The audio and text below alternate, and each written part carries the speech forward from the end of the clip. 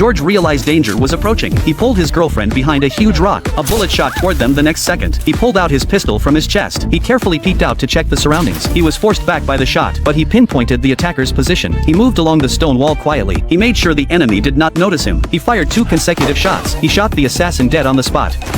When he saw the killer's face, he made an unexpected choice. He told his girlfriend to get the satellite phone and call police. As soon as she turned around, he stood up and shot her dead. George felt no guilt at all. In this remote snowfield, if she had not leaked their whereabouts, the assassin would never have tracked them down. She deserved this fate. He dealt with the 2 attackers nearby. He knew more assassins were coming. Another one hid in the woods. The man was looking for a proper sniping position. George appeared suddenly and shot him down. Knowing his tracks were exposed, George took a train that very day. After arriving in Munich, he called his superior right away. They agreed to meet at a coffee shop. He thought the old man would come up with solutions. The superior only gave him a car key. He told George to hide in a small town to the east. He would contact George once he found out the truth. George ignored this arrangement. He drove straight in the opposite direction. He threw away the phone and drawings given by the superior. He feared those items contained listening devices. As a professional assassin, George trusted no one. He could even kill his former lover without hesitation. He would never trust his corrupt superior. He soon reached a small town named Ionia. He rented a house near the road posing as a newspaper photographer. The wide view let him monitor the whole town easily. Living alone was tough. To keep himself occupied, he fell for the charming and mature Annie. They started a relationship soon after. After spending the night together, he found a pistol in Annie's bag. Though there was no solid evidence, George decided to take action. He drove Annie to a riverside in the countryside. He chose to act first rather than take risks. He quietly loaded his gun. Right before he pulled the trigger, Annie asked him to put sunscreen on her. Looking into her clear eyes, George could not bring himself to hurt her. He asked Annie to get in the car. He questioned her about the pistol directly. Annie explained she carried it only for self-defense. Her 2 best friends were killed by robbers. George realized he was just too suspicious. This was the cruel reality of being an assassin. He would have died countless times without caution. The next day he used a public phone to contact his superior. The old man felt confused. He asked why George did not use the provided phone. George did not want to explain. He simply said the phone got stolen. The superior dropped the question. He assigned a new mission to George. The task was not assassination, but to customize a sniper rifle for a client. In the afternoon he met the buyer on the street. It was the same blonde woman. He prepared the rifle and special bullets as requested. He spotted flaws during the deal. To stay safe, he secretly modified the gun structure again. Decades of killing wore George out completely. He slept with a pistol in his hand every night. Any slight noise would make him raise his gun instantly. He once accepted his doomed fate. Annie's arrival brought light to his dark life. He made up his mind to retire early. After a lifetime of bloodshed, he earned enough money to leave this business. Things never went as he hoped. That night he noticed a strange man. The man showed up at this spot every single day. This crossing was George's only way home. He suspected the man had bad intentions. He walked into a nearby drink shop calmly. He drank coffee while watching the stranger closely. Before he found any clues, the shop owner handed him an envelope. Someone left $50 and asked to pass it on. George opened the envelope and found a newspaper. The report covered 3 dead bodies found in the snow. George sensed great danger. He looked out the window. The suspicious man had already disappeared. He hurried home staying fully alert. The missing man tailed him from behind.